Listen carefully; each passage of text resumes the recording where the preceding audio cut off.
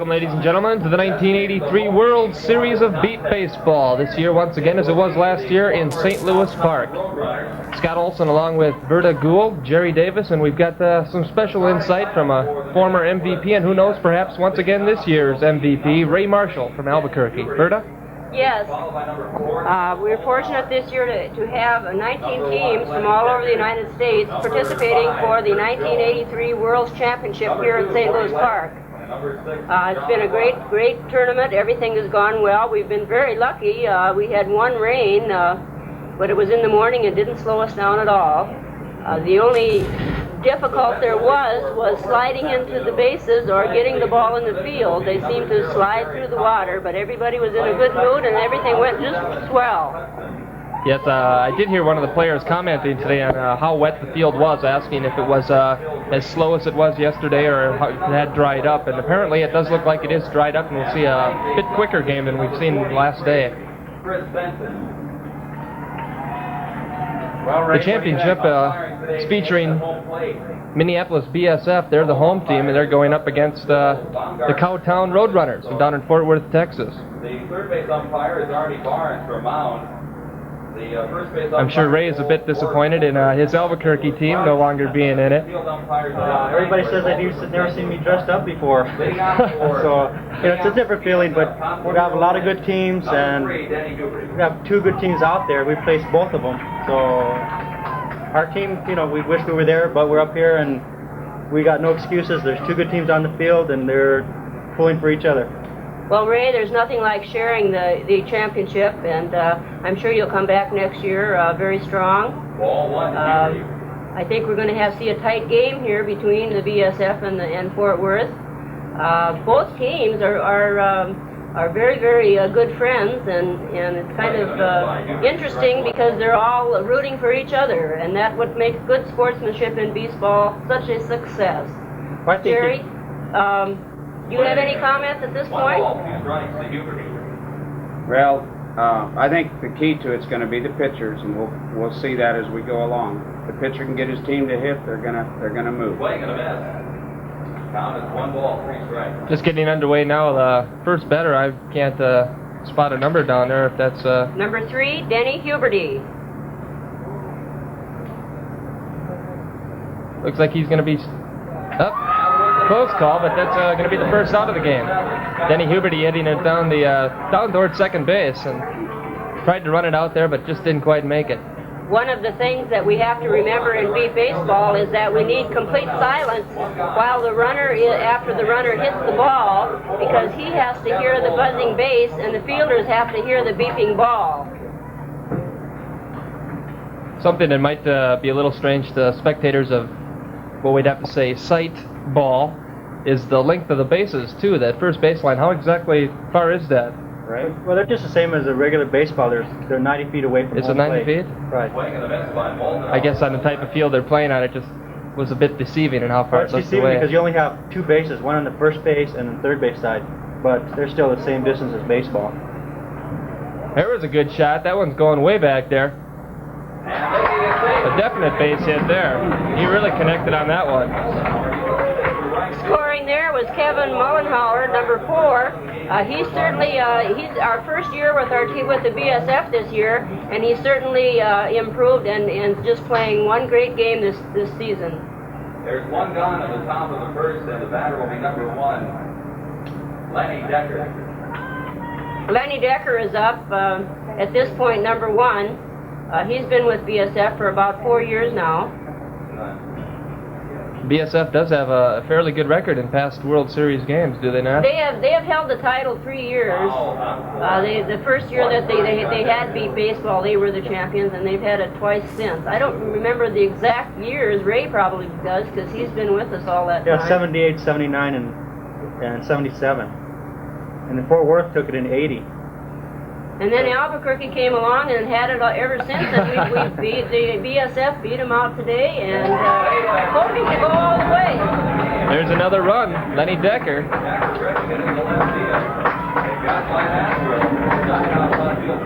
So BSF has jumped out to an early 2-0 lead with only 1 out here in the first inning. 2 runs are across, and there's 1 out. The batter will be number 5, Kurt Jones. Kurt Jones is up next.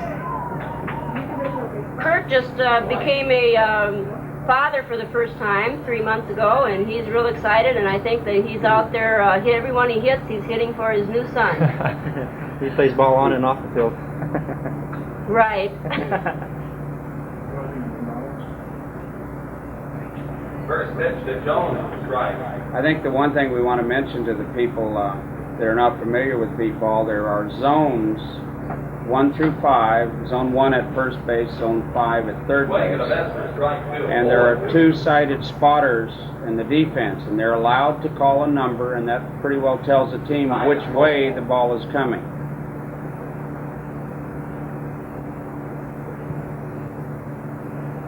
The concession stand will be open. Umpires called a temporary timeout. I'm not sure exactly why on the field there. Probably some noise or some distracting object on either traffic or airplane. 1 out. The airplanes seem to give us a little trouble. They forget that we got a baseball game going on down here. Well, normally it doesn't bother a baseball game, but this one it sure does.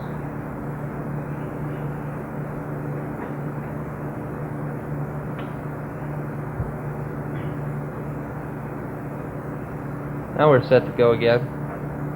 Swing and a miss by Jones.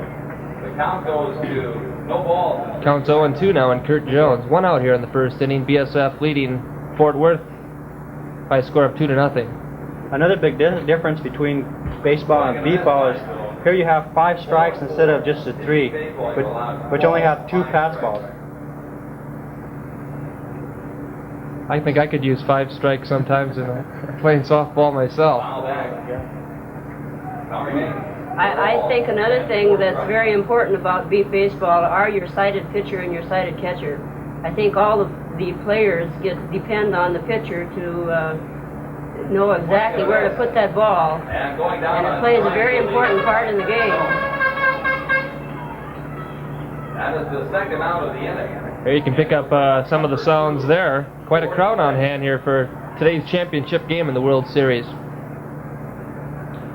Hey, this is Gordy Legg that's up now. Again, as Verta said, it's the pitcher's job to get his people to hit the ball, so that's a little different. Normally the pitcher's from the opposite team. But it's timing and strike zone. Beat foul at the plate. 1 strike. I don't know whether you can hear it or not. I don't know whether they have a mic down below, but the pitcher says ready pitch, and that tells his batter that the ball's coming and tells the fielders that the ball's coming also. Great day for a game today. It started out pretty cloudy and looked like it may be headed for rain again this morning, but it's turned out to be just a great day for a game. It was raining slightly when we came to the first game this morning, and we sure were praying that the clouds would disappear like they did. We were praying for rain. That's because you're so used to it, Ray. Gordy Legg, who's up batting right now, is a psychologist over at the University of Minnesota. He's leaving next week to go to Europe to do some study work over there for a year. Swing and a miss. And going down that strike to Gordy. Well, that retired the side. That was 3 outs, so now it's going to be Fort Worth's turn.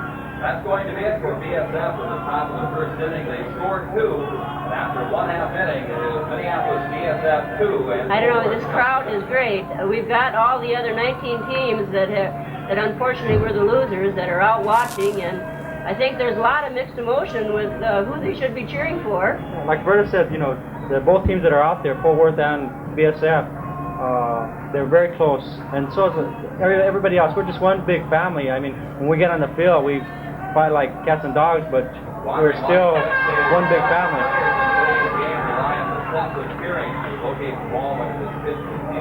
I have never seen such good sportsmanship in any other game, any other sport, as I do in beat baseball in that respect.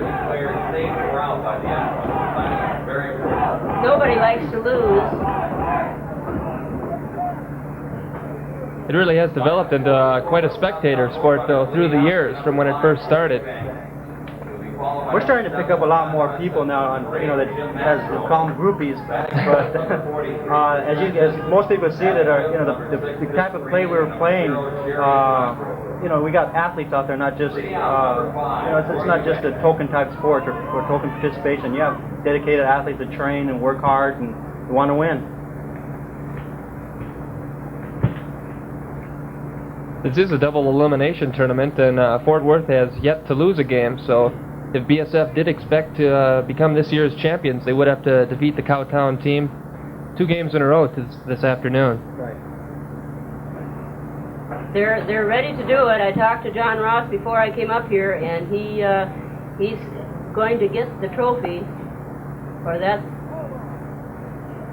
That's a foul ball. And the reason it's a foul ball is it has to travel 40 feet to be fair.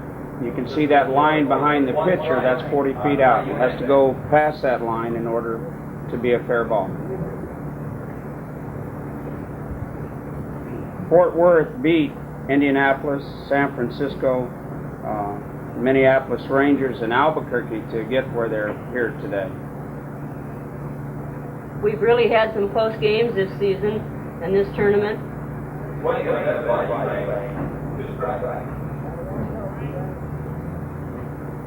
Already early in the game, but any possible predictions on an MVP? Ray, a former MVP of quite a few times. Well, it's hard to say. I don't think the most valuable player has been chosen yet. It's done by the umpires, who are out there in the fields and get to watch everybody at every game, and they will make their decision immediately after the championship game.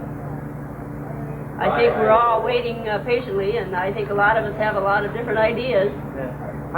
Most valuable players, real big honor, but you still got 6 other, you got 6 men on a team, and it takes, 6 people, not just one person to win a tournament. Certainly. That's what's so great about it. Like Ray's attitude, he was the most valuable player, but he does know that it takes all the team in order to win.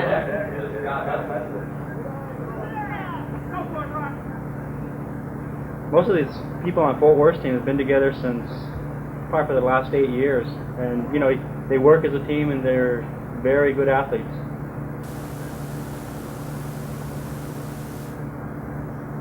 Well, Roy Eubank and Scott Hudson both can take off down to the base fast. That's probably a first for Roy.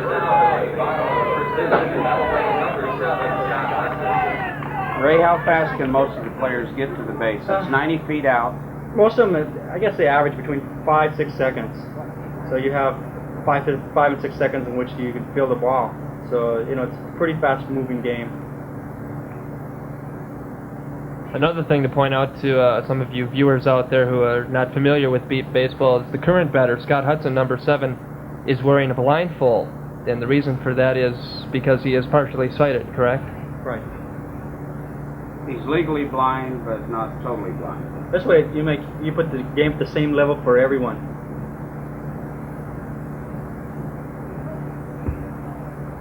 First hit, Hudson swung on, and this is strike 1.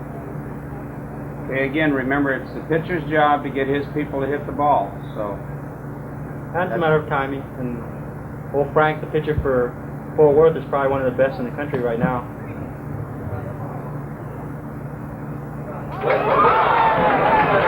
was a put off by Debbie Huberty, number 3.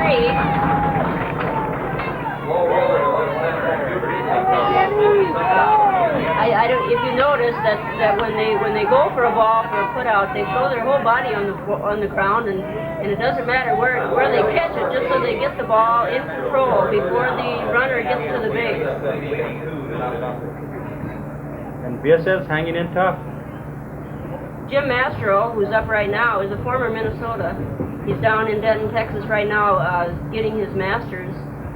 It's a PhD. Oh, it's a PhD. That's right, Ray. We hated to lose him, and Fort Worth is very fortunate to have him. And he's also the president of the NBBA, and is really working very hard to promote beat baseball all over the United States. He's also a former Olympian. He made the 1980 Olympic team in wrestling. So he's a pretty all-around athlete also. That's right, he did. He's quite a player. tell us about it, Berta. Well... Yeah, we were out there with him. We know. I think all the teams feel the same way when he's up to bat. They pretty much know he's going to make it to that base. we just hope he strikes out. Only when you're playing against him, not now. Right.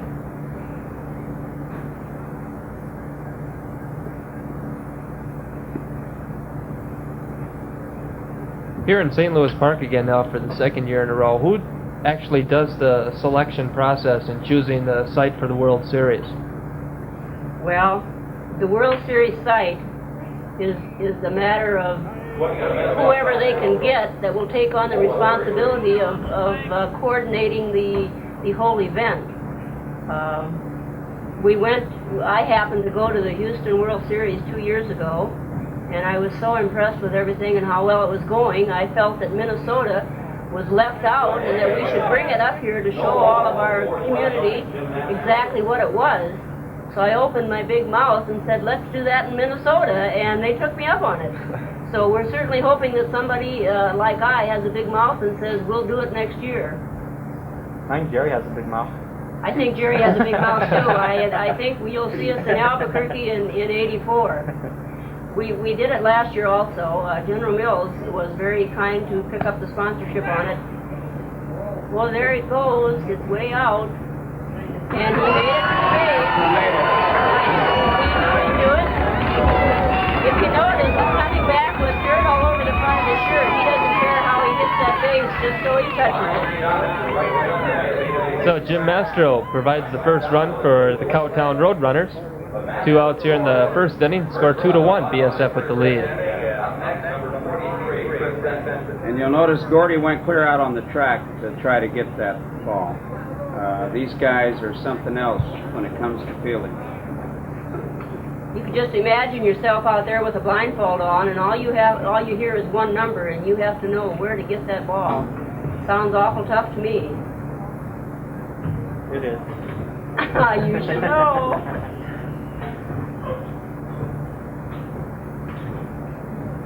Chris is one of the new players for Fort Worth this year. A lot of teams have a lot of old timers, and we're going to have to start up recruiting. So Fort Worth is in a rebuilding year, but it doesn't show it by the way they play now.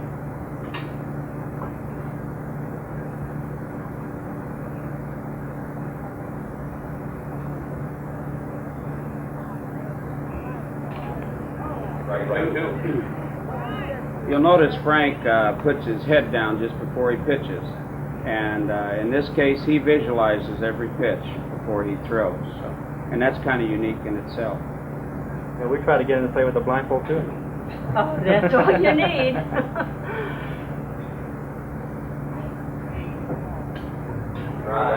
Chris Denton now with 3 strikes on him.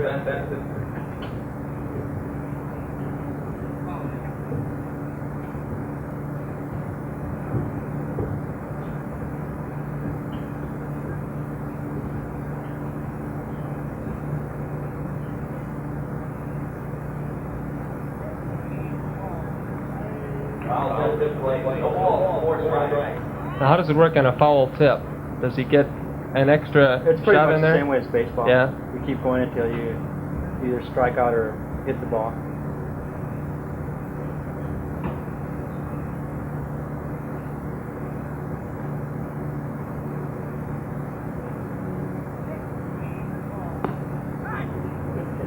Okay, that's in zone 5. There he goes. You got him.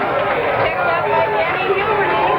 Denny is really a fast runner out there. He's been doing a fantastic job at this World Series this year. Huberty made 2 of the 3 putouts there in that inning. So after the end of 1 inning, BSF from Minneapolis is leading the Cowtown Roadrunners by a score of 2-1. It's a very, very tight game. We have two teams that are very close to each other. Scott, back to the sponsorship of the World Series. As I started to say, General Mills Wheaties Department are the sponsor of the tournament and are responsible for us bringing it to Minnesota. And that's what you need, is a community help like that to make it a big success as it is. Leading out for BSF at the top of the... And by the looks of it, the number of people here and the amount of circulation as far as advertisement that was around in the area, it was pretty much a success this year, even more so than last year. John Ross, who's up now batting and has been with the Beat Baseball since day one, works for Anderberg Lund Printing Company, and Anderberg Lund got so involved this year that he is hosting with Wheaties to help put this on. He is responsible for all the program books that are being handed out to all the spectators, and there is a schedule in there so everybody can keep score and keep right up with all the games as they're played. Right. Verda, what's wrong with John's foot? John hurt his foot about 2 weeks ago at another game, and we all think he's got some broken bones, but he's so dedicated and is so, he's just going to play this game, and he's playing with a broken foot. Well, we told we'd be willing to amputate Wednesday, but he said... Ray wanted to amputate his foot Wednesday, but he wouldn't listen. In fact, would you believe he slept last night with his tennis shoe on because he knew he wouldn't be able to get it on this morning? No, I wouldn't. I wouldn't believe that. I thought he did, and that's how enthused he is, and how inspired he is, and how enthusiastically he loves this game.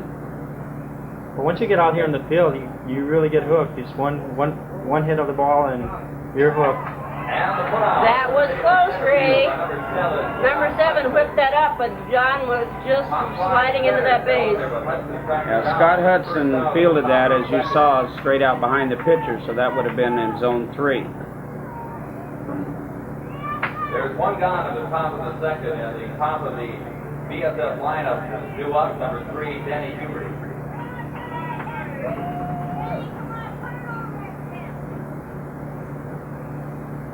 Number 3, Denny Huberty now at the plate. He was the defensive standout there in the bottom half of the first inning. Scott, I want you to watch him run. He runs like a little deer once he hits that ball. It's just, he's gone. He's gone. And he made it. Wasn't that great? You sure called that one, Verda. There you can see the delight on Denny Huberty's face. He tries not to show the emotion, but you can always see that little smirk as he gets up after he's hit that base. One gone at the top of the second, one run in, and the batter will be number 4, Kevin Moldenhauer. Okay, you see the umpire now pointing to a base. The batter does not know which base is going to come on, and the umpire decides which one he wants to come on. He designates that. When they hit the ball, the base comes on. The batter does not know until after he's hit the ball, and he has to use his sense of hearing to know which side is going to be his base. Number 4 is Kevin Moldenhauer. Again, that base has a steady tone, so it's different than the ball because the ball is a beeping ball.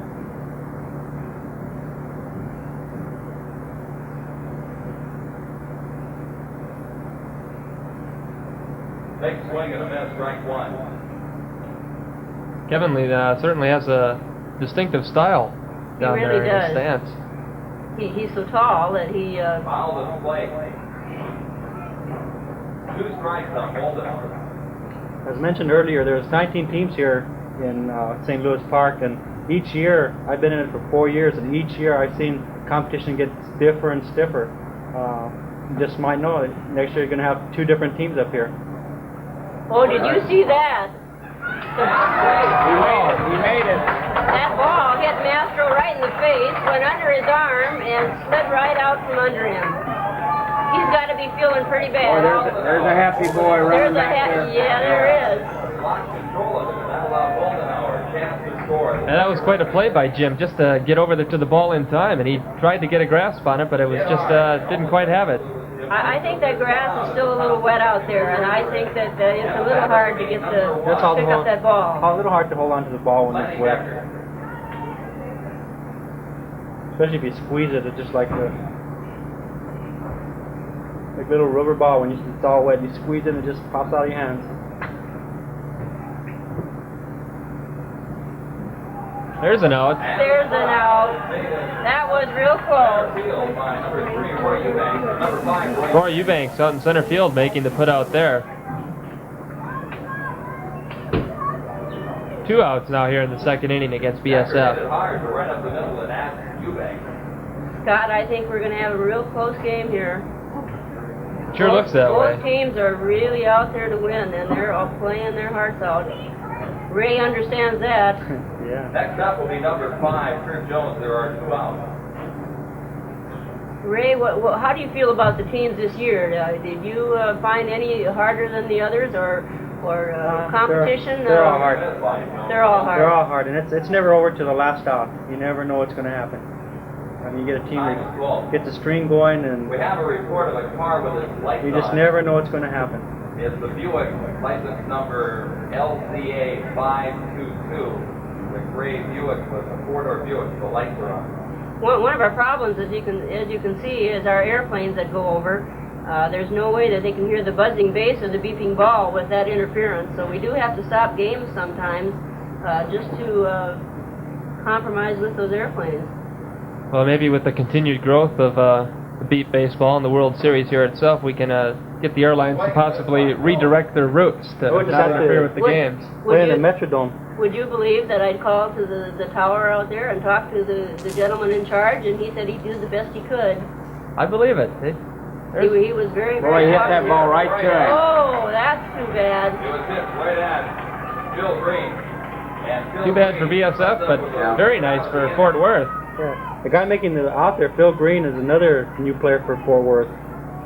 That's going to retire BSF in the top of the 2nd inning. They score 2, and after 1.5. BSF does add a couple more runs, though, to its already established lead, and after the end of 1.5 innings, it's Minneapolis BSF 4 and Fort Worth, the Cowtown Roadrunners 1.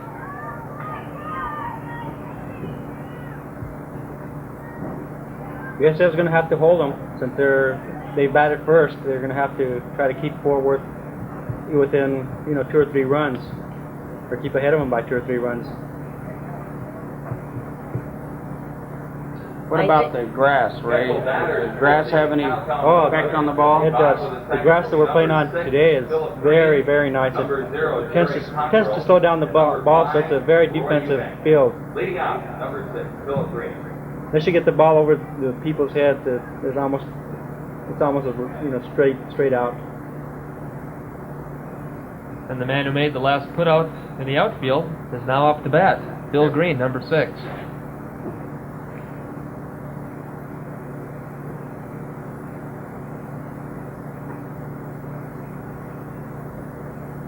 There's a good close-up of Phil. Phil's also on the board of directors for the MBBA, so that shows the involvement of not just being a player for Fort Worth, but it's also involved in promoting the sport of beat baseball.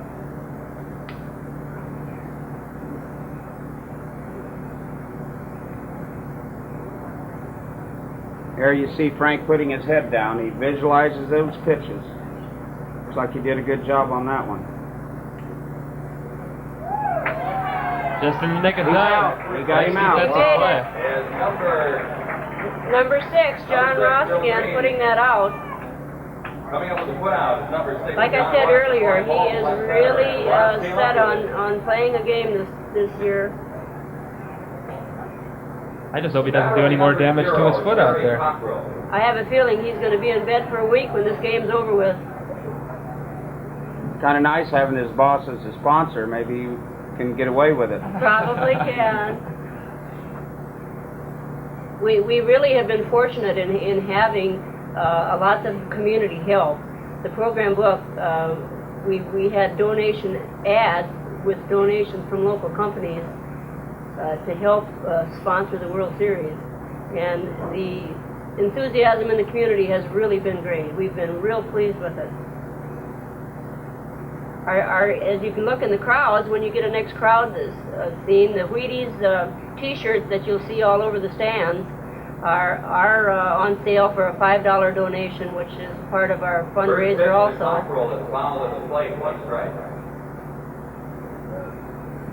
Wheaties sponsors a breakfast on Thursday, Breakfast of Champions, and we all get to sing "We Got the Edie's for Wheaties."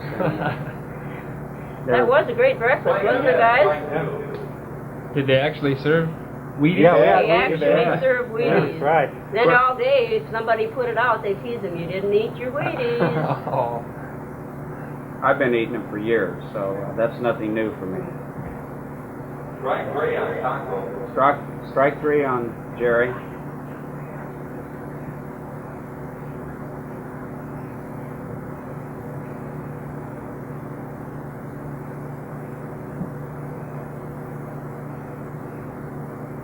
Swing and a miss. Count goes to 0-4. Frank, in the off season, I say off season, he's also a softball pitcher, so he really gets a workout. Isn't there quite a difference, though, in softball and this ball?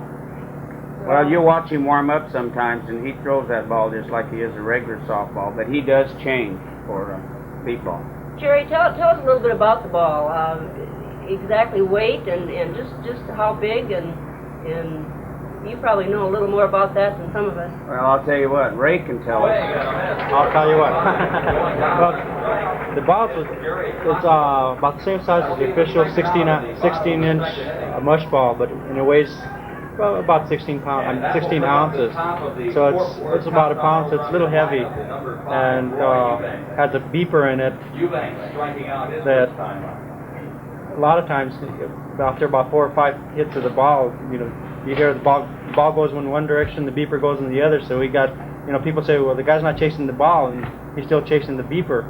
So the ball just... Does that really happen? Yeah, it's happened a lot of times. That's what you call knocking the beeper out of the ball. Yeah.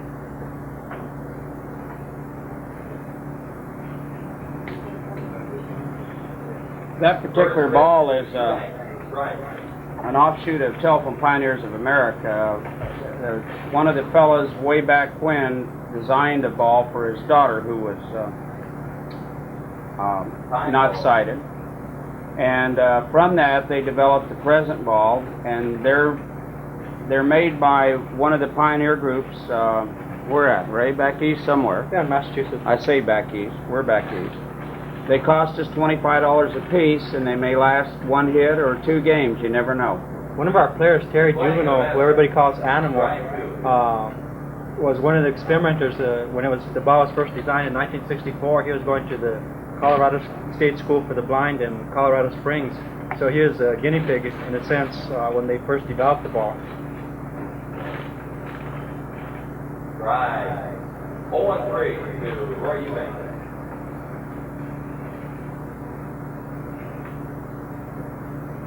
Leadoff hitter up now for the Roadrunners. That's Roy Eubanks. He struck out his first time up in the first, and I think he's pretty well determined, as you can see there, to get a hit this time.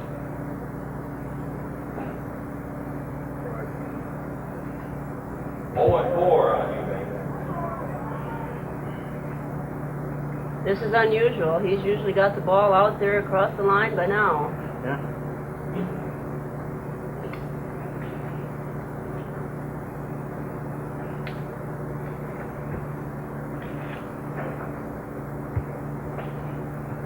Well, Roy hit a couple of hard ones past me this morning, and I thought, God, There what it happened to is. him? About like that one, There right, it Ray? is. It's out there, and it's Clear out gone. to the track. Yeah. And making it safely down to third base is Roy Eubanks. Just like that. Just like that. That's unusual for Roy. For Worth. Eubanks working it out to the center field, rolled all the way to the track. 2 gone. BSF leading forward 4-2 here in the bottom of the second inning, and the batter will be number 7, Scott Hudson. Cowtown Roadrunners trying to stage a rally here in the second inning. Still down 4-2. Well, Scotty's a speedster, so they're going to have to hustle if he hits the ball. Looks like we're going to have a base change here. Perhaps the buzzer has gone out Somebody of the... knocked the buzzer out of the base. Game earlier this morning Wow. completed. It was Fort Worth defeating We do Albuquerque keep extras on 7-5. hand just for this Minneapolis BSF happening. beat El Paso 17-11. And then it was Minneapolis BSF over Albuquerque 13-10. And that has set up this championship game between BSF and Fort Worth. I want to remind any viewers that have just tuned in, the 2 teams participating in this World Series. Minneapolis BSF, they're out in the field right now in the yellow uniforms, and at the plate there in the second inning is from Fort Worth, the Cowtown Roadrunners. Fort Worth is undefeated so far, so as we aforementioned, that BSF would have to defeat him twice this afternoon in order to become this year's champions, this double elimination tournament.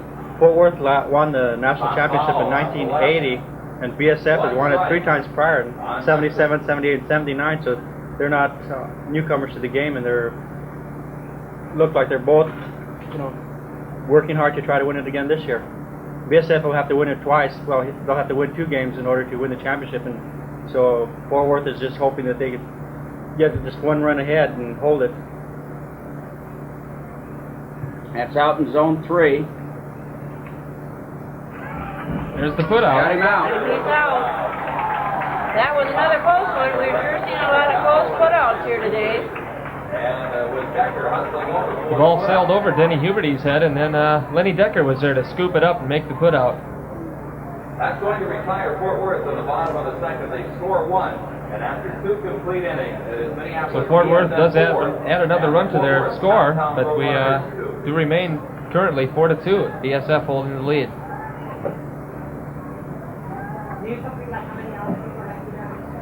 What's that? Yeah.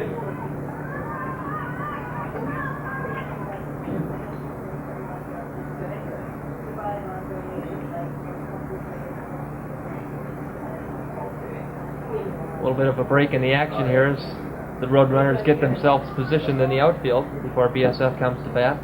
The position in the outfield is really very important to be at the right place. As we told you earlier, they can only holler 1 number, and they need to be right where that number is being called so they know which way to go. Receive the donation so they can keep events like this going. Leading out for Minneapolis BSF in the top of the 3rd is Gordy Lake.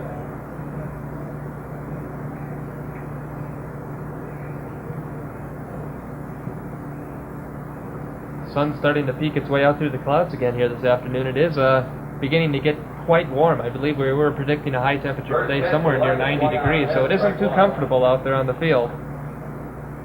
They tell me this is a pretty day back here in Minneapolis, and we have these kind of days every day in Albuquerque. Oh, I you think do. he's bragging. Not as humid though. Right, not as He's on. Oh, that's a close one, and he's saved.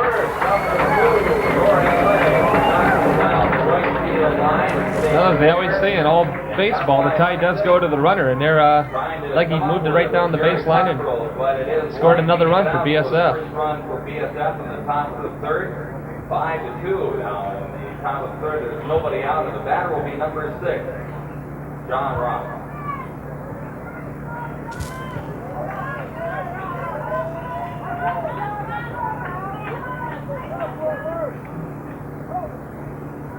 Here's the man with the broken foot, John Ross, up to bat. And if you just notice, the catcher positions him in direct line for the pitcher. It's a very important job, those catchers and pitchers. They have to know just exactly where they should be standing and where their bat's going over the base. I would say we probably have an airplane going over. Either that or a truck going by. And again, you have to have silence. Top of the BSF lineup, number 3, Denny Huberty. You'll notice when they have a play, nobody claps or yells or anything till after the batter is either out or safe. When he gets to the base, he scores a run, next batter up. Ross with another solid hit. But there's Jim Mastro with the put out. Left field, it's a great Jim Mastro. This is where it gets to be a real close thing because Jim Mastro and John Ross are probably two of the very best friends. And the top of the BSF lineup. And I can hear them after the game tonight giving each other the razz. Well, they're both officers, aren't they, Ray? Right. Well, John Ross is on the board of directors, and Mastro is the president. Jim somewhat redeeming himself out there in the field for his previous mishap out there with bad fielding, but this time he was certainly right on top of the ball and was able to hang on. Another good hit. Out in zone 2. He was They're calling him safe. safe. Call him safe. Denny Huberty flying right down the line He says again. he's out. Huh? Out at 3rd is Denny. Now they're saying that Denny was out. Right field. Jerry, what happened there? Is that umpire? Well, one umpire calls How did that work? out, and the other one calls safe, and then they decide which was first. And in that case, the out call must have been first before the man got to the base. One strike.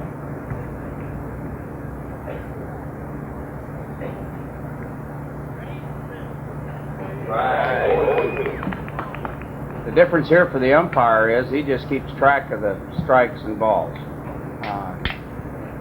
Doesn't make any difference if they're over the plate or not over the plate.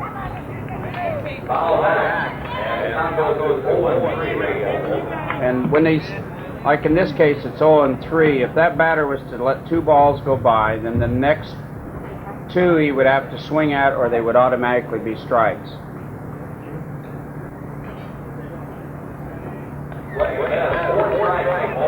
Kevin up again. Scott, you're right. He does have quite a stance there when he gets that bat in position.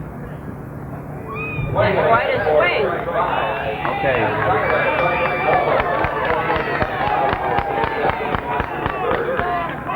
BSF does manage to add another run to their lead, though, after 2.5 innings. It's BSF Minneapolis 5-10 from Fort Worth, the Downtown Roadrunners 2.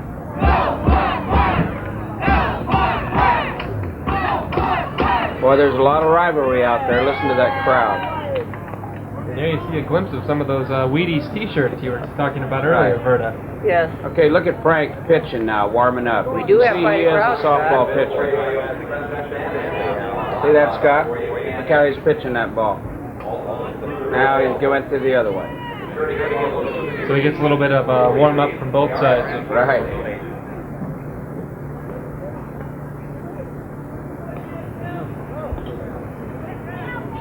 New one presenting for Fort Worth, number 8, Jim Mastro.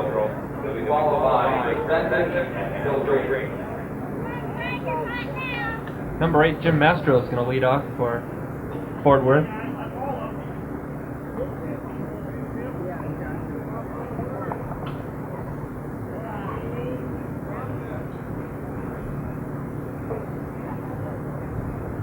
There you see how dirty he got on his earlier run in today's game.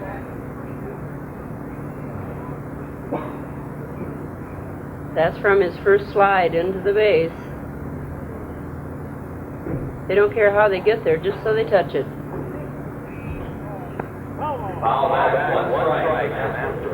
Looks like we could get a soap company to also be a sponsor.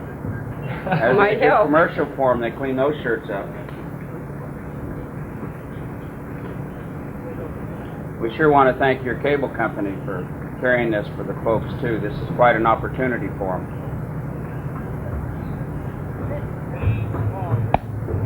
There's Jim, That's right down in right zone up the middle. 3. And he's on his way in, and he made it. That's what you call another slide on the terminal. Your shirt's even dirtier, but he doesn't care as long as he scores. Jim certainly trying his best to get the Roadrunners back into this game. 5-3 our score now. There is nobody out in the bottom of the third, and BSF leads by cut to 5-3. Next up, number 43 is Chris Benson. I guess one of the amazing things too, Scott, is as you saw Jim there, these guys, they're tenacious of going to that base. Marshall, he's pretty lucky. He just runs by and pops it with his hand. Some of these guys tackle the base. Base is bigger than I am. You notice the bases are all have to be between 48 to 56 inches tall, and that's so that the sound up higher. Also, it's easier to tap, or you just have to touch the base. A lot of these guys just knock it down to avoid any question. Well, sure, the difference in size with Denny Huberty being one of the smaller players out on BSF compared with Kevin on the Fort Worth team. He's being rather tall.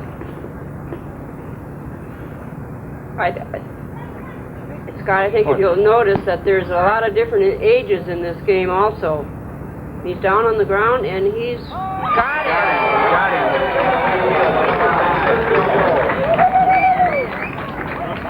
Fort Worth has a substitute player, number 1, who's been with the team for many years, and I think he's 62 years old, isn't he, Ray? Yeah. And I don't think at 62 I could be out there playing this sport. And he does quite a job of it. He keeps telling Frank. Frank tells him, well, let me know when you're tired. And he tells Frank, when I don't show up, I'm tired. So he comes, he makes it to practice faithfully and does everything else other team members do.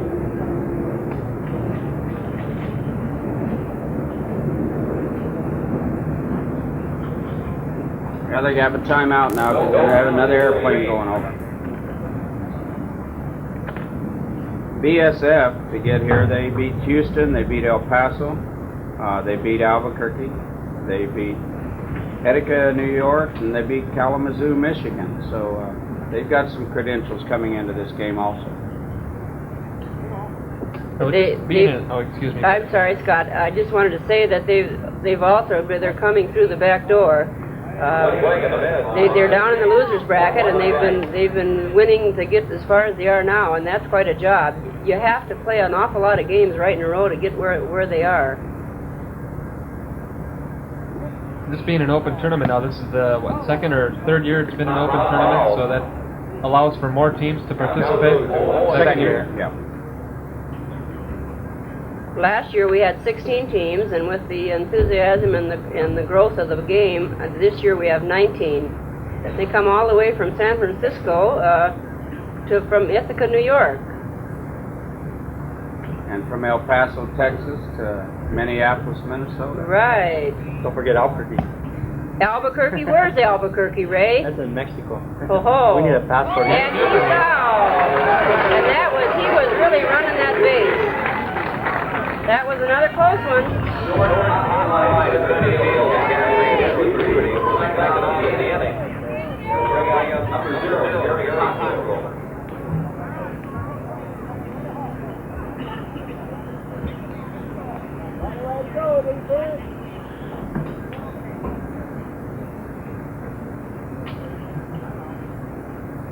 Time is a big ball.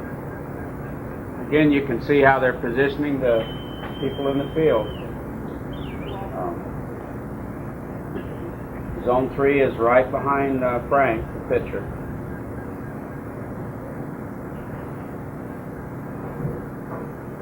Jerry has changed a lot of his batting this year. Last year he generally killed the ball, hit it over to 3 to 5. This year he's been hitting down to 1. There's a run. Run scored.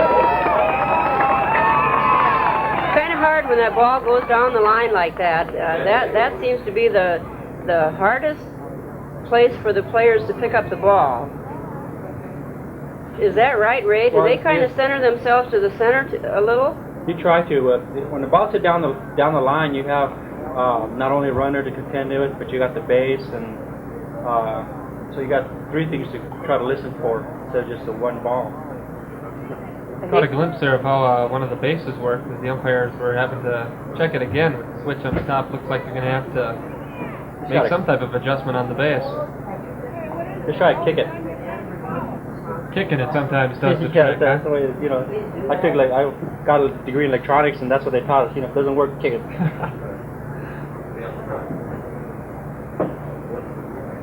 Well, now it looks like they're calling that was a foul ball or something on Cockrell's head. No, evidently they're making it a replay because they're back to no count. Yeah, the ball's dead. Yes, he says there's a new count.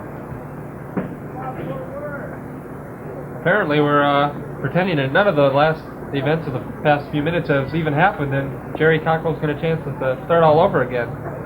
That's good for BSF, but not quite so good for Fort Worth, as they had closed the BSF lead to 1 run. Apparently the ball was dead.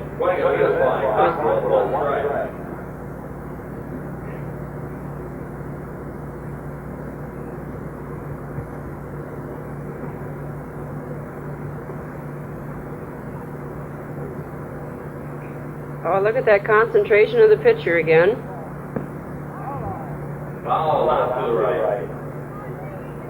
2 strikes on Jerry Cockrell. There are 2 out at the bottom of the 3rd. BSF leading 5-3.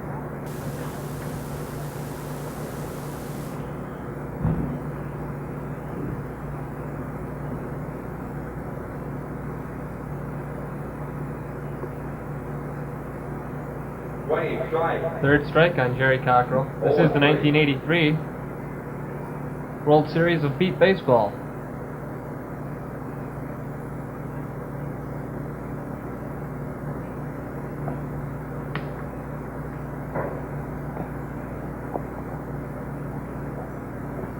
There's another fall back. Ray, Yep. how many foul balls can you have, Ray? As many as you handle, I guess.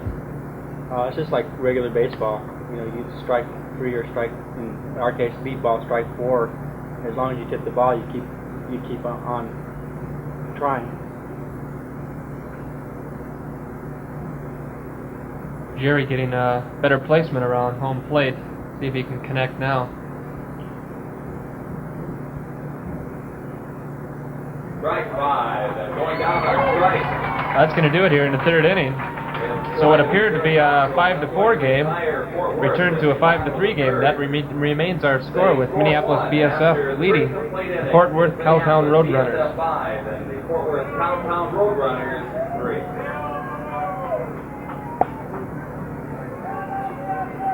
There you see the Minneapolis BSF bench. A lot of activity going on there between innings, quenching their thirst.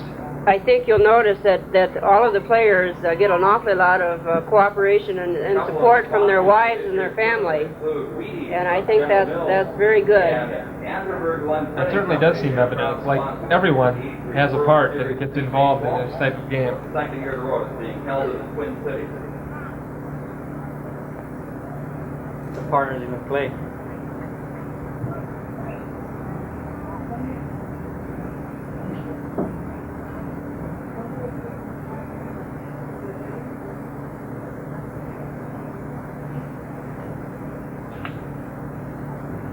First batter for BSF. You see a shot of some of the activity down at the scorers table. Will be followed by Rick Jones. 5-3 our score once again, halfway through in this first game. Well, what could be the last game, the Fort Worth was able to turn it around here in the last half of the game, but if things keep going the way they are so far, we're going to be playing the second game this afternoon. It looks that way, and it's like Ray said earlier, the game isn't over until the last out is out.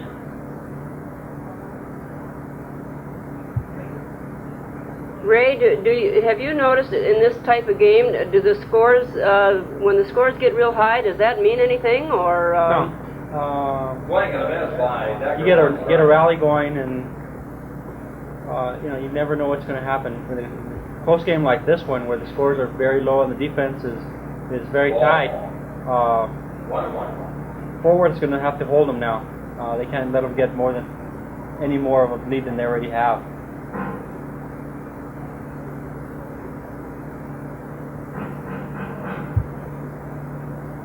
That was a nice line hit. They're scrambling for it. And the put on. Excellent defensive play there by the Roadrunners. Scott Hudson. Top flies on that right field line stayed fair. And Hudson. Was that an out, Scott? I think I missed that. I think it was. Hudson Yeah. hustled over from us. Is that what could be considered Section 3 on that side of it over That was there? Zone 1. Zone 1. Right at first base, Zone 1. So the spotter out there would have Batting for followed Jones one. will be the number 8, Jim Fowl Simply. That's why all three of those fellows were over there scrambling in the same area, because they knew where that ball was.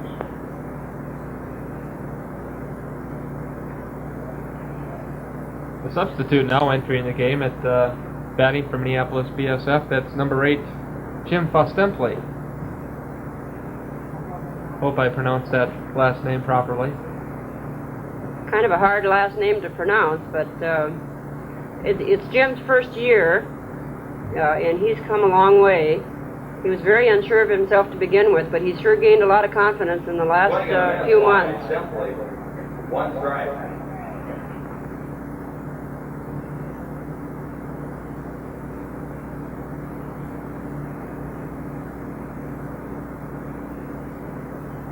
There's a good close-up of him.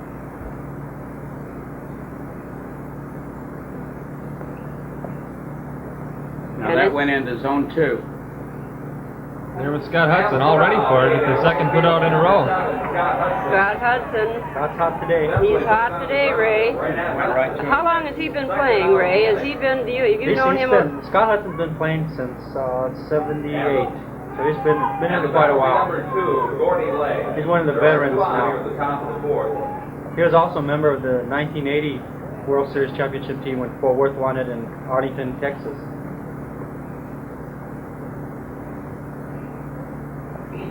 Fouled at the plate, 1 strike. He's also a member of the board of directors for the National Beatball Association.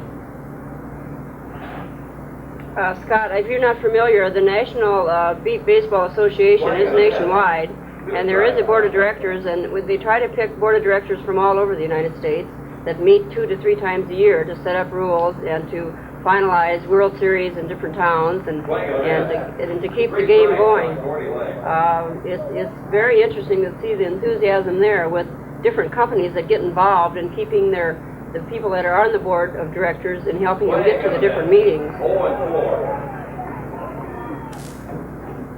How exactly does this work as far as a regular season or type of schedule? I believe I was reading in the program that one of the teams does not even hardly play any games during the year until this type of situation arises with a World Series event. Well, that's Albuquerque. We live so far from from everyone else. El Paso is probably our closest competition, and they're about 300 miles away. So we, with our funding wise, we generally try to save as much as we can for the World Series.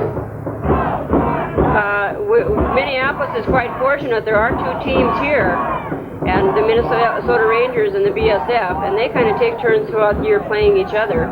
And then we're close enough to allow the teams where the different cities will host a small tournament. Like Sioux Falls hosted one, Minneapolis hosted one, Quad City hosted one, and that gives them the experience throughout the year that you're speaking of, Scott.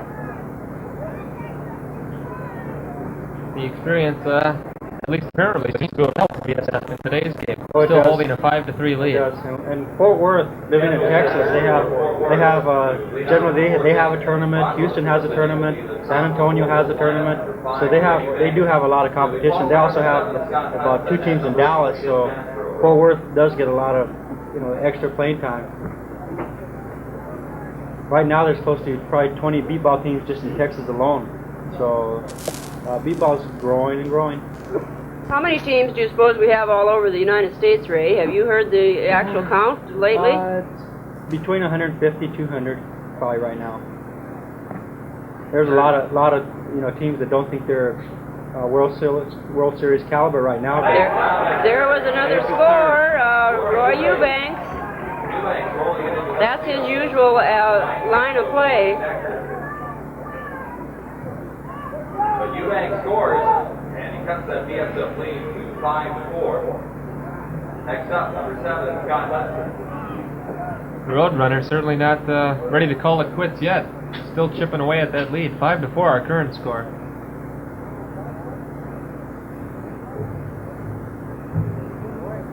Bertie, you were talking about teams earlier and scattered. Last year we had 2 players in Alamogordo. We used to travel 400-mile round trip just to practice 1 Saturday a month. That's doing a lot. Foul back, 1 strike to Hudson.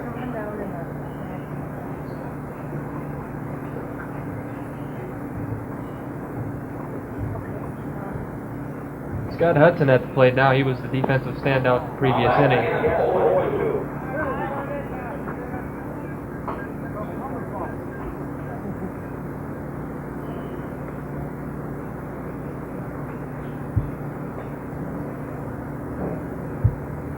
I'm sure the Roadrunners would just as soon be able to come back and beat BSF in this first game and get out of today's hot weather. Right. It's always easier winning that first one than having to come back and win a second one. There's a heck of a hit. That was way out and a good one. He is going to make it on. Now are they? Lake on first. Oh, it looks looked like a sure thing. And then Kevin Moldernauer out there in the field really made a standout play at trying to get to the ball in time. And Scott Hudson hustled down the baseline, and he got there in time. Well, we found out earlier today that he could do that to us because he got a couple of 3 of them on us that we thought would be runs, and he got us out.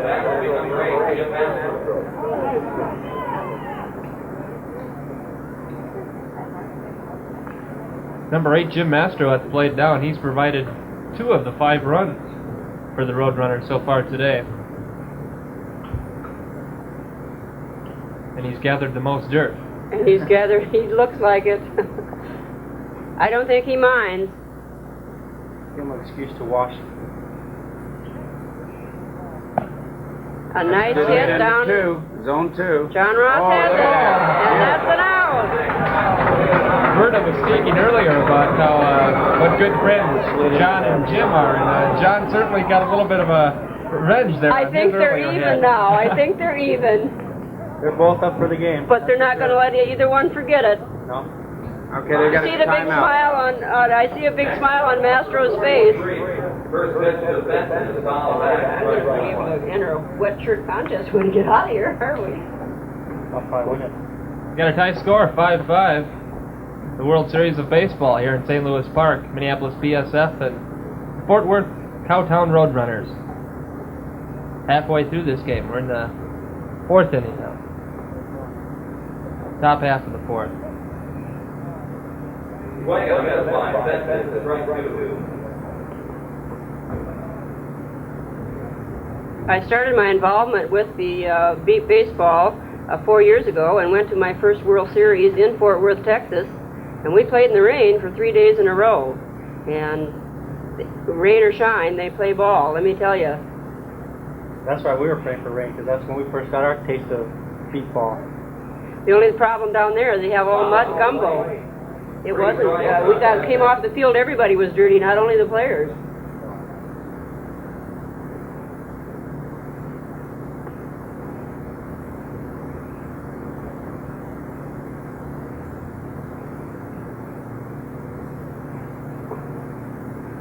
I think Chris's stance looks a lot like Kevin's, don't you, Scott? Yeah, it does. That little hunched over. Well set there. Frank is making him wait. And he hit it. Well, That is good. hit. Into zone 1-2. He missed the base, but he's coming back. And out. We got an out call from the outfield umpire and a safe call at the base. Looks like it is going to be an out, though. I think he feels real bad, but it happens a lot when they miss that base. It's just a... There are 2 outs on the bottom of the 4th. The bat will be number 6. And that shows that, once you hit the ball, you have to touch that base, because the fielders, they don't give up until the ump says out or safe. And that goes to showing what hustle BSF has today. They're really out to win. They have a timeout on the field I think, again for an airplane to go over, Scott. Jim is going to have to try to talk him into doing that sliding routine to get into the base. I think you're right. A lot of them just throw themselves and lay out flat and hope that if they don't touch them with the feet, they touch them with the hand. Do have to give credit where credit is due, though. A lot of hustle on the Minneapolis BSF team to make the put out in the outfield.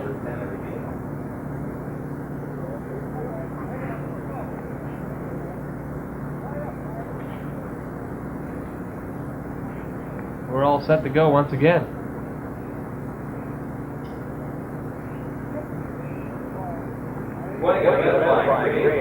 One strike on Phil Green. First pitch from Frank.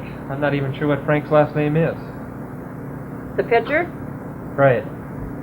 Matheny. Frank Matheny is his name. Everybody pronounces it a little different, but he corrects everybody. Okay, he works for Western Electric. Yeah, he works for Western Electric. The Fort Worth team is one of the teams that are partially sponsored by Telephone Pioneers of America, and they work with them. And the AT&T strike didn't help a lot of them. A lot of the coaches and sighted pitcher catchers in that area do work for the telephone company and were unable to come due to the strike. So some of the teams are playing with missing players, which is Albuquerque's one of unfortunate. them, Bert. Albuquerque was one of them. Yeah. Foul in play. No balls and 4 strikes to Green.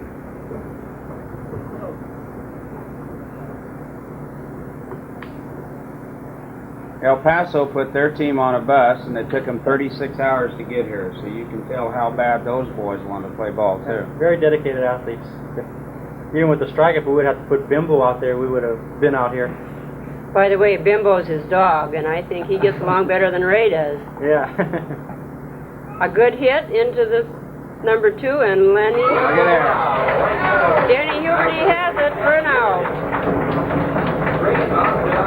See that smile, Scott? See that smile on his face? I don't think I've seen him stop moving all day. He's really hustling out there. Denny Huberty, number 3 for Minneapolis BSF. Well, there is a break in the action. I think it's about time to determine what does BSF stand for. BSF stands for the Braille Sports Foundation, which is an organization that was founded by John Ross many years ago to promote not only beat baseball but all kinds of sports for the blind and partially vision.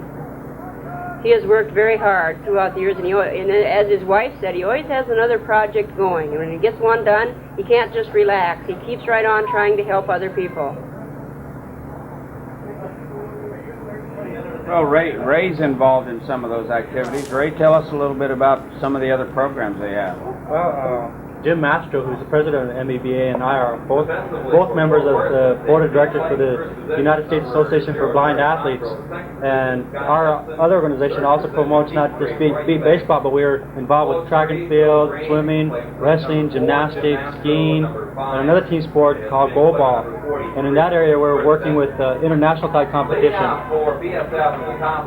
Next year in New York, we'll have the International Games for the Disabled at Hofstra University in Long Island. So we beat ball is probably the closest sport to our heart, but we're also promoting other forms of athletics, for the visually impaired. Swing and a miss by Ross, 1 strike. You can see John's having a little hard time standing up on that 1 foot.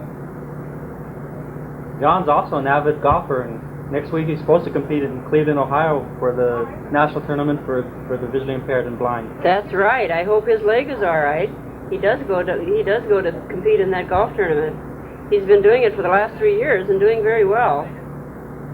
So I think probably whether his foot is healthy or not, I don't think anyone will be able to probably tell him he's not going to be golfing. With the kind of determination he's showing out there, I don't think so.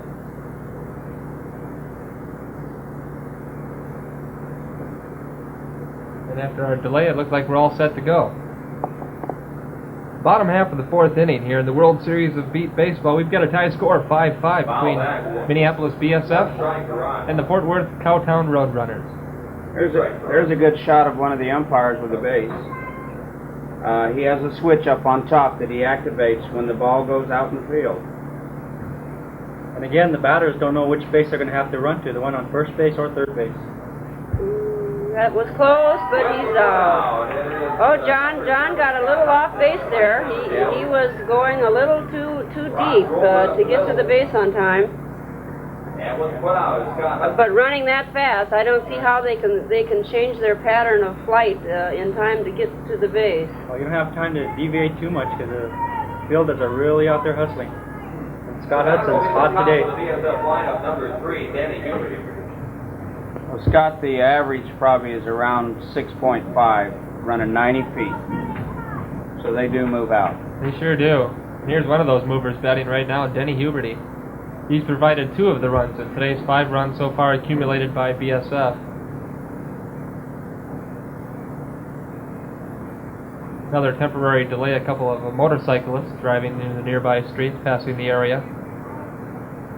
I forgot to call the motorcycle clubs and tell them to stay away. And there goes another airplane.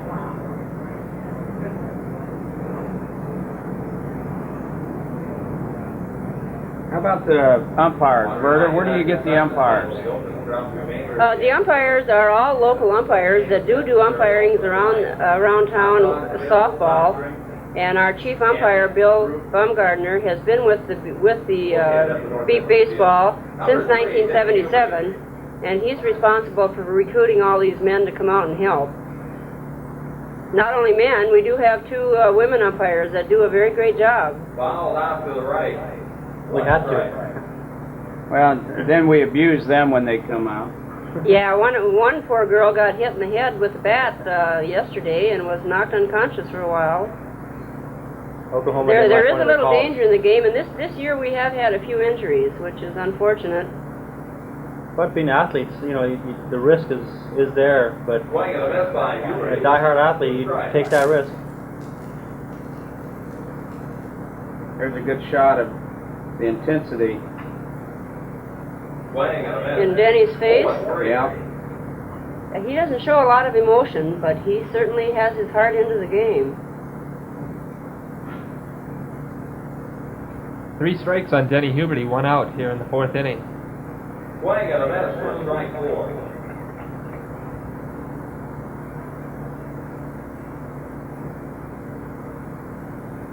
In Beat Baseball, you have 5 strikes instead of just 3, so Denny's still hanging in there. And that's Oh, it. that was it. That's going to retire Huberty. 2 out of the top of the 5th, and the batter will be number 4, Kevin Moldenhauer. You can tell they really feel bad when they strike out. Now you can see now Kevin has a blindfold on, so he is partially sighted, and he has to wear a blindfold during competition. There's not too many strikeouts in the game. In a 6-inning game, there's probably an average of 3 strikeouts. And in order for BSF or Fort Worth to win this Swing and a miss by Moldenhauer. game here, they're going to have to keep them to a minimum. And if the game keeps going the way it is so far, it could wind up going down to that last out. There's a good hit. And he made it. He made it. Kevin got a little turned around out there, but he kept on moving towards the base, and he eventually made it safe. It hit green. So BSF reestablishes its lead 6-5 here in the 4th inning with 2 outs. Scott, if you notice that, the ball did hit Phil Green on the foot and bounced away, and it took him a little longer to regroup his train of thought to know exactly where the ball was going. It's pretty hard when they hit him on the foot and bounce off. I think it's a lot harder to hear at that point. It is, and it seems weird, but the closer the ball is to you, the harder it is to hear. To hear and feel, because there's so much echo off the grass. As long as the ball's moving, it's easier to feel. Swing and a miss by Decker.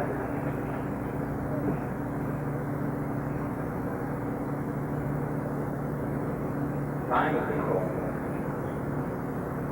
Probably another airplane going over.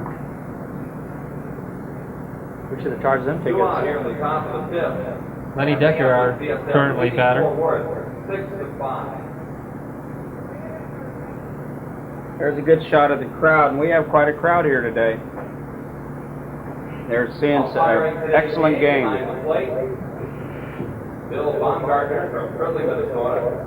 Third base umpire is Arnie Barnes from Mound. First base is Holkert. We'll get it right. He's from St. Louis Park. And in the field. A little bit of a conference going on around Phil Green out there in the outfield. He's getting himself reset up. Turns his hat around, and he's all set to go. That must be a good luck sign for him.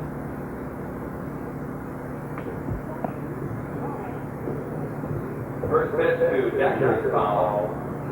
Berta, when we came back here last year, they told us we were going to be playing in St. Louis Park. We thought that was the softball park we were going to be in. We didn't realize that it was a whole town of what, 150,000 people? 150,000 people. Do you have that many people here? Lord, almost as big as Albuquerque. There's a foul ball. Ball gets by the umpire. 4 strikes on Decker. I'd like to once again thank Northern Cable for televising this game, and Jerry and Ray, both from Albuquerque. It's awfully nice of you to come sit up in this hot box with us and help us explain the game. You could be out there enjoying it along with your friends. I'd like to thank you an awful lot.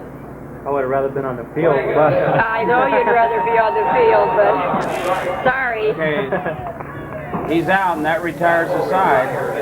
BSF was top of the fifth at 4-1. After 4.5. BSF does regain its lead, though. 6-5 is our current score after the end of 4.5 innings. you'll have to keep them scoreless in order to, win this game. I'm sure Fort Worth would like to put him away, but it's if they don't put him away, they have another game to play. If BSF loses, that's it. If you hear the cheering down in the crowd, we got Go Fort Worth.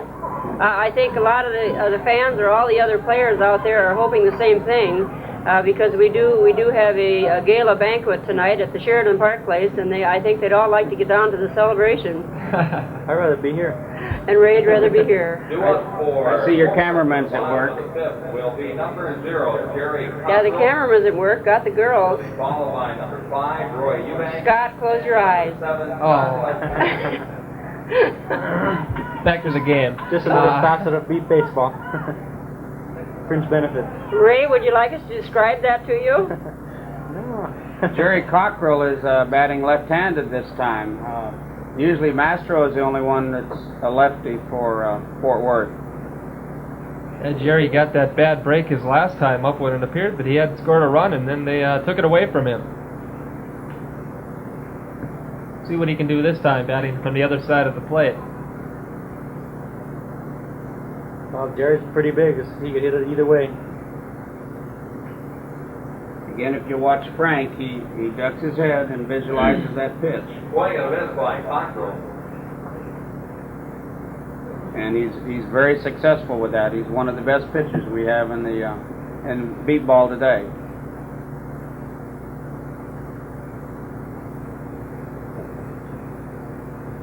Drive. Nobody out here in the bottom half of the fifth inning. 6-5 game in the World Series. This is most likely going to go down to that last out. Swing and a miss for strike 3. No walls and 3 strikes. And as Jerry's thinking, it only takes one to hit it.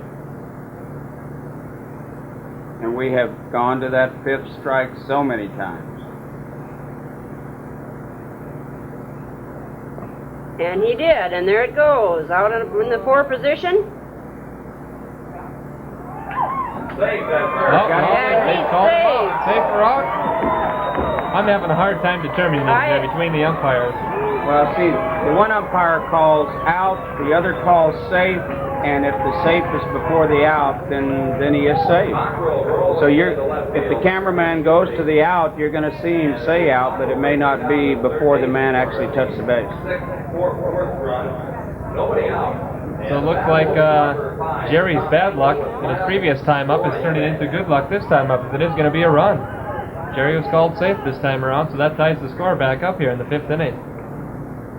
BSF's going to have to really hold them tight now. Yeah, because Fort Worth has last bats, so... Number 3, Denny Huberty for BSF was all set and had his determination to get the ball, but it just shot right under him.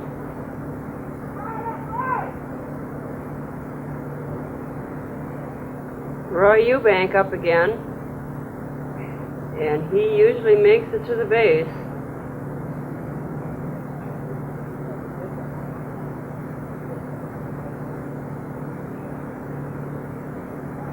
They're calling time because there's an airplane coming over. Yeah, as you say that Roy usually does score a run, he does look like one of the more bigger built of the men out there on the field today. Number 5 at the plate right now, Roy Eubanks. Roy's a speedster also. He's what, Ray? A speedster. He doesn't have to hit that ball too hard because he runs fast.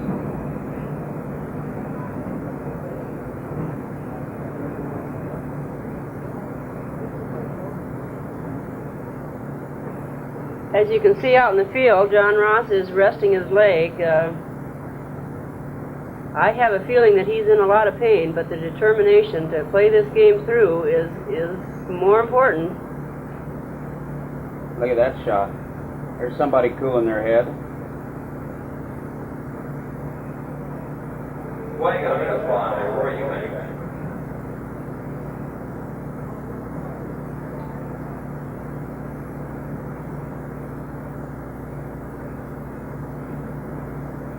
Frank Matheny ready to deliver the pitch to Roy Eubanks. One strike on Roy. And again, it's just a matter of timing between the pitcher and the batter. All the batter listens to is ready, pitch, and it's up to him to hit that ball.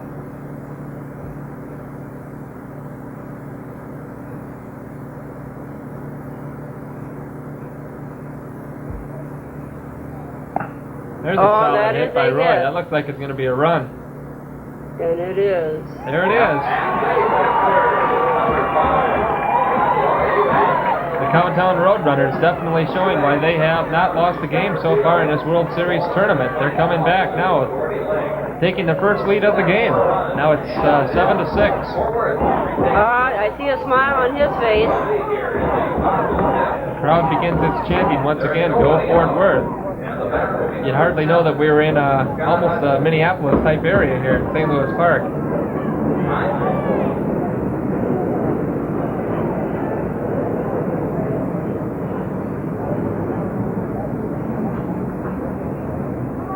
Today not being a very breezy day at all. In fact, it's relatively calm looking over at the flag. Ray, does it, I suppose it's like any other sport, does the wind though sometimes affect Yes, it does affect your beat ball play, when, especially, say if it's coming out of the left or right of the players. Because when you start running for the ball, a lot of times the wind will just blow in your ears and you can't hear the beat, or you can't hear the bass. So the wind does affect the play. So you would probably maybe expect a higher scoring game, quite possibly on a windy day. Right. There's a good hit by number 7. High up. Scott Hudson. And he's saved. Another very close call. They're really playing tight. 3 runs in a row has all of a sudden opened up a 2-run lead for the Fort Worth Cowtown Roadrunners. Still nobody out, and batting once again, number 8, Jim Mastro. Well, this is when Frank says he's stroking. He's getting his boys to hit the ball, and he's in command. Seldom see a strikeout in beat baseball. BSF team trying to regroup their members out in the defense. You notice how they shifted because Mastro's a left-handed batter, so they've shifted 1, 2, 3 men over into zone 1 and 2. It's quite interesting the way they do shift their fielders around in the field with the different batters. They scout the batters earlier to know exactly where and how they hit, and they do have to put their players in a different position. It's just like regular baseball. You play your percentages.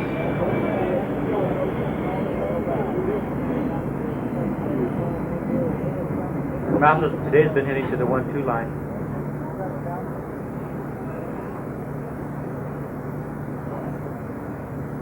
Now, does Frank and the catcher for the Roadrunners tell Jim where they are positioned out there so that he would... Generally yes. Yeah. They don't know how deep they are, what zone they're playing heavily, and a lot of times the catcher or Frank will tell them to try to pull it either to left or right. There's another airplane coming over, so we must be right in the landing pattern at this time. Sure looks that way today. Be sure to get my hot dogs. It's not very today. And also be sure to pick up the 1983 World Series Beat Baseball Junior T-shirt. Located at the North Exit Field. Nobody out here in the bottom half of the 5th inning. Cowtown Roadrunners have opened up a 2-run lead, 8-6 right now over Minneapolis BSF. You see one of those Wheaties T-shirts Berta was commenting on earlier. We can give Wheaties another commercial, right? And we'd Wheaties once for again Wheaties. like to thank them very much. They've sponsored the 1982 and the 1983 World Series. This year, Anderberg Lawn Printing Company co-sponsored with them to help make it a success. Getting my S's mixed up here. And again, we've had a great time here in St. Louis Park. It's going to be a tough one to beat. It's just a piece of cake when you have community help like we've had. And speaking of community help, Scott, Verda Gould spends a lot of time in this profession of baseball. Next year we're going to give her a raise. I'll probably get the same salary I got last year and this year. And I'll tell you, it is a great salary. It's satisfaction of meeting so many wonderful people and enthusiastic players, and it really is a great organization to be helping and working with. Verda, we'll make sure you get all the Wheaties you can eat. That's a good shot of Frank standing there with the timeout. You can see the intensity on his face, too. There you see some more intensity. Yeah. Well, both of these teams have been there. Fort Worth was 1980 champions, and BSF was the 1977, 78, 79 champions. So they're both putting all their heart into winning and being the 1983 champions. The unfortunate thing is there can only be one, but in my mind, they're all champions.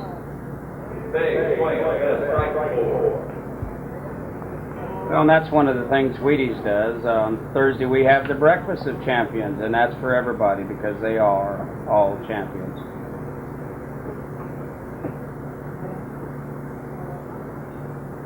There's another airplane coming over. Oh boy, they didn't do very good at that tower for me. I guess not. They must really be coming in. That's 3 now, just with Jim at the plate.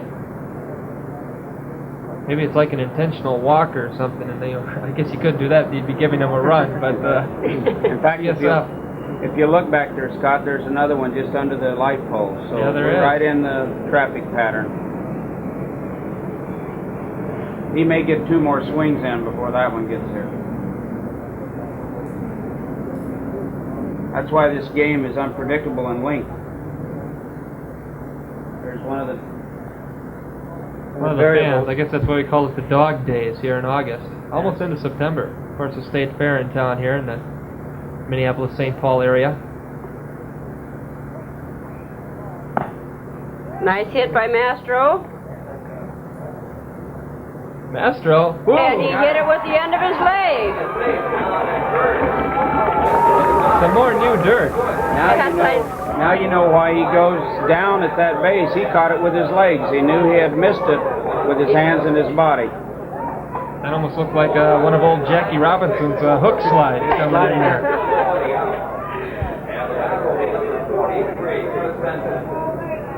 He There's did get another airplane. Yeah, he got another swing in there before that jet got here, and it turned out quite well.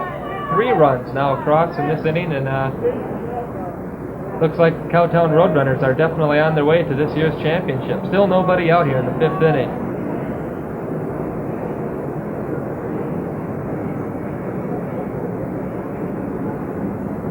Well, Fort Worth does go on to win. It's not because BSF gave it to them. They're a really dedicated and hard-working team. We played them earlier. We know. We played them last night, and we know. And we played him twice, so.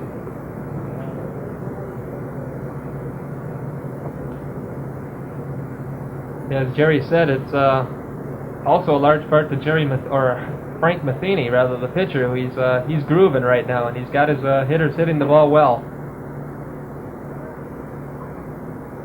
Yeah, he's the king of the hill right now. There's another shot. That's right at John Right Roscoe. in He's got it. Scott, did you notice where that ball went? I think the pitcher also has the disadvantage of being right in line, and if he doesn't jump up, down, or sideways, sometimes he does get hit by the ball. Batter will be number 6. Of course, if that happens, it's a dead ball. And if it's other than the first ball, what do? Replay it all, Ray? No, just replay Just that one pitch. ball. Minneapolis BSF certainly not ready to roll over yet. As you can see, the the joy on Kevin Moldenauer out there in the outfield jumping up as he knew that John Ross had made the put out. Well, it's never over to the last out. One strike. Time ball. Again, there's another airplane going over at the side. Do we have sound out on the field, Scott?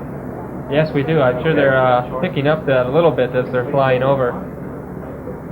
Well, I just wondered that evidently they're getting the bases and also the ball sounds, because that's very important for the people to be able to understand what's going on out there.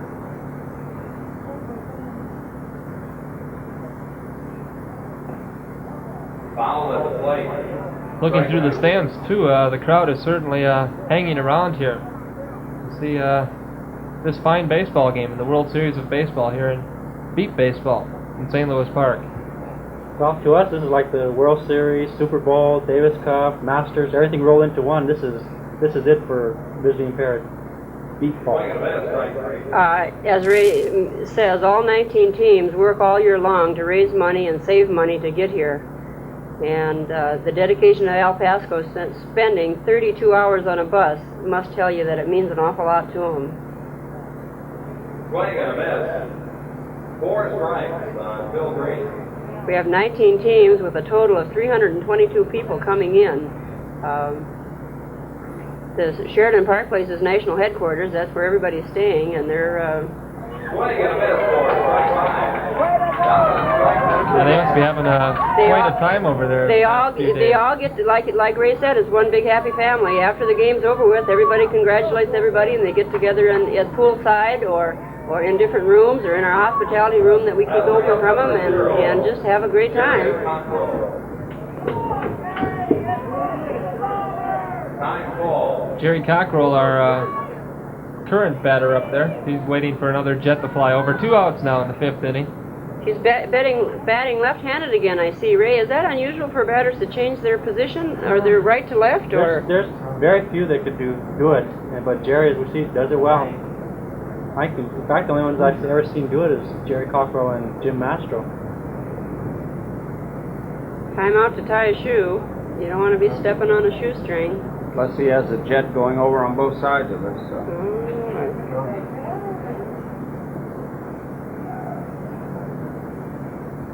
The catcher. You see how he lines up there, Scott? They use their bat to judge their distance.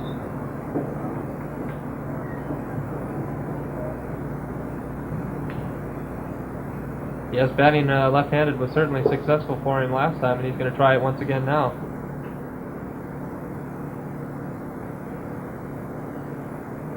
We're all set to go, and Frank Matheny is ready to pitch the first ball now. Ooh, as you see, he got him. And that happens. See a little bit of a chuckle on Jerry's face. I'm not. I don't think he really wanted to do it, but it happened. It happened. Our pitcher tells Ray Marshall and the rest of the fellas, "You hit me again, I'm going to strike you out." So, so they try to be pretty nice to that pitcher.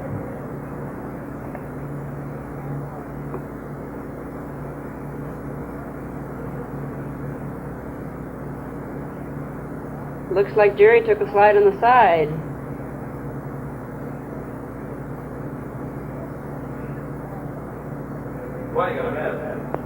He was a little late with his swing there, but I'm sure he'll pick it up on the next one. Probably trying to pull it over to the right-hand side. In fact, that's the way he's lined up, Ray. He's lined up to hit that in zone 4 or 5. I suppose being a coach, Jerry, you can tell exactly where that ball is going to go when you see the position of the batter. Is that right? Well, that's a good clue if their timing is right. Again, that timing is awful important.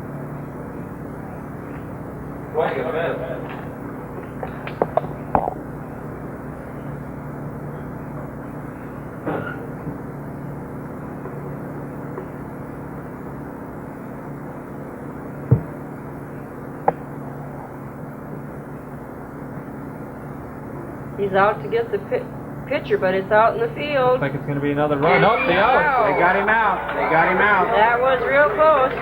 Denny Huberty is sweeping it up off the grass and getting it in the air in plenty of time. There's Jerry Cockrell. He didn't quite get down to the baseline in time, but the Cowtown Roadrunners reestablished, or they first jump out to their first lead here in the 5th inning.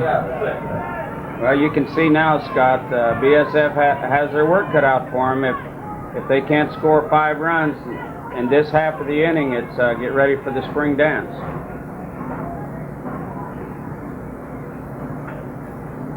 As you heard the audience earlier, they're cheering for Fort Worth. Now they're cheering for BSF. So They just want to see a lot of runs, I that's think, right. There you see the BSF team getting ready to try to establish a rally here in the 6th inning. Well, now Now or they're trying to do never. it. Leading off for Minneapolis BSF in the top of the 6th inning. League baseball, there are only 6 innings. That will be number 8, Jim Fowle Simply. Well, BSF's hoping for at least 4 runs to tie the game and go into extra innings, but they'd like to hopefully get 1 run ahead and then hold Fort Worth. Jim Fostempley leading it off, number 8. Jim's been doing very well this game, and here he is up again.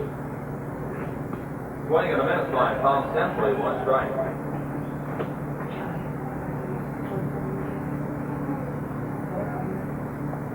Yet another break for another jet flying over.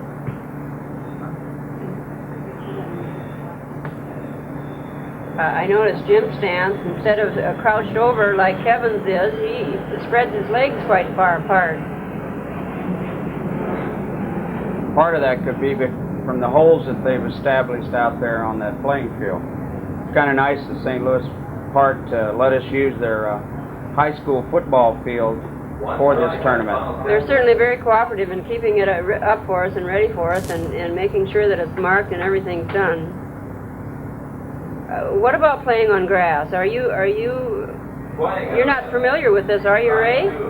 Familiar? We love the grass. I wouldn't play anything else. Where we play, Berta, is University of New Mexico, soccer field, right? Right. It must be about 10 acres of grass, and we just pick where we want to set up our diamond, and they stripe it for us. Swing and a miss, 3 strikes on Fowle Simply. The soccer field or football field is probably the ideal facility for beat baseball. Unlike, if you use a regular baseball diamond with the clay infield, it tends to make the ball go faster, and your players tend to get there's tends to be a lot more injuries because of the hard surface. So grass is your ideal. Okay, now that ball is a foul ball. It didn't go 40 feet. The ball does have to move 40 feet out to make it a fair ball. Jim Fowle Simply. We're at the top of the 6th, nobody out, and BSF trailing Fort Worth 9-6. 4 strikes now on Jim.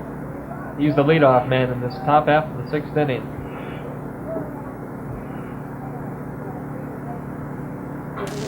They do need 5 runs to stay in the game here, Hit the don't fast they? ball there. 4 to tie and 5 to Stay in the stay. game. Get ahead. Well, 4 will at least maybe extra innings if they can hold Fort Worth. Well, they're going to have to get at least 5 or 6. Right. Swing and a miss. Foul tip. Oh, he's hanging in there. Foul tip. And it only takes 1 to hit. So he has 4 strikes and 1 ball. He's allowed 5 strikes and 2 balls, so he's still hanging in there. Tough out for BSF. I always hate to see those strikeouts. Number 2, Gordy Lay. Okay, Gordy's up now.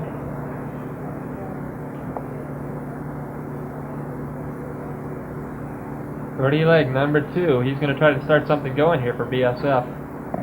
He's There going he to start does a just rally. Hit. Right into Right to field. him. Scott Hudson picks it up, and it's an out. Scott Hudson. Right to it, Scott Scott. Hudson with the put off. A little bit of celebrating now out on the defense. 1 more out for Fort Worth. And they have the 1983 World Series champion. And look who's up, Ray. John Ross is going Ross. to make it or break it. Number 6, John Ross. If I had any money to bet on me right now, I'd say the ball's going to get hit to Jim Mastro somewhere in the I vicinity have down a there feeling towards you're Jim. right. That because sounds they're- about right. That sounds right. And I It'll don't know give if him they'll have the something. biggest grin, John Ross or Mastro. It'll give them something to talk about tonight. Till next year. Till next year, right. There's a lot of ifs in this beatball game, let me tell you. Well, there's a hit. Is it going to go the It's regular? foul. It's foul. That's You good. see there's a line back there, and it has to go the other side of that white line, and that's 40 feet out. No bunts, beat baseball. Well, John used up a little energy running part way, and now he has to start all over. One strike on Ross.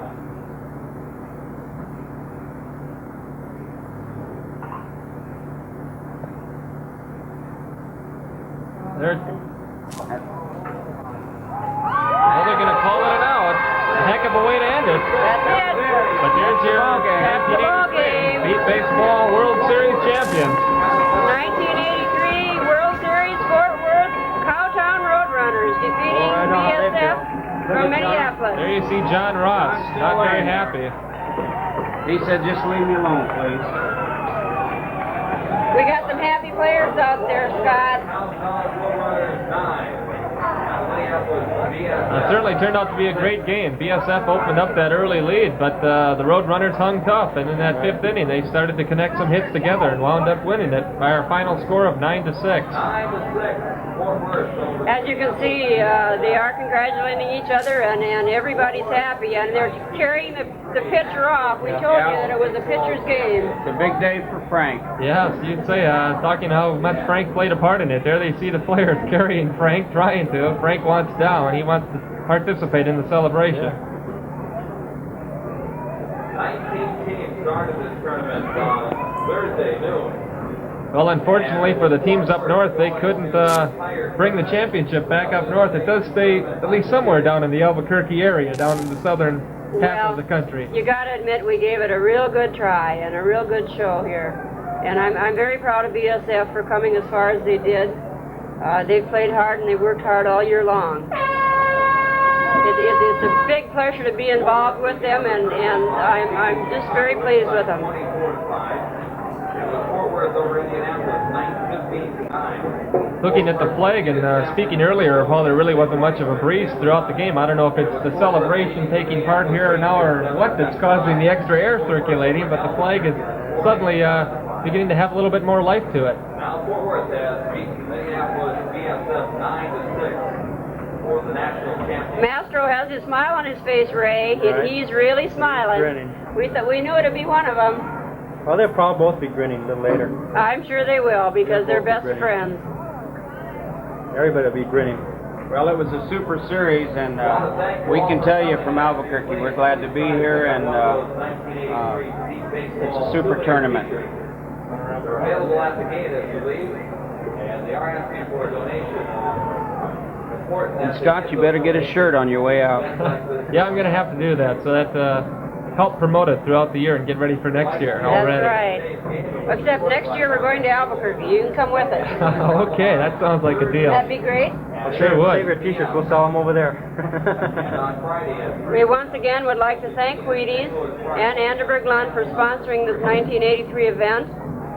It has been great, and everybody is very pleased with the results.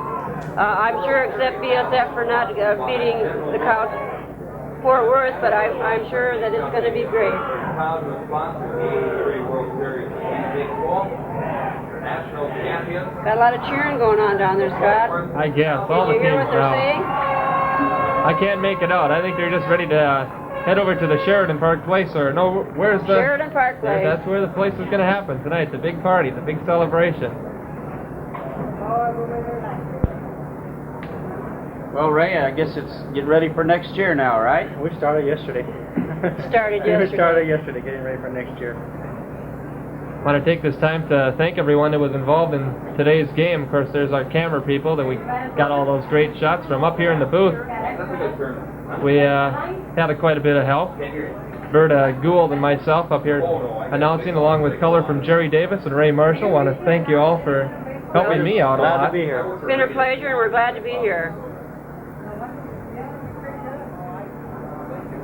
The cameras, of course, were Erwin Schreiner, Ira Gurowitz, Tom Olson, and Charlie Sparks, all doing a great job. There was a lot of good teams. Our audio graphics man, Mike Rogan, down in the van. Floor director, Tom Schrofer.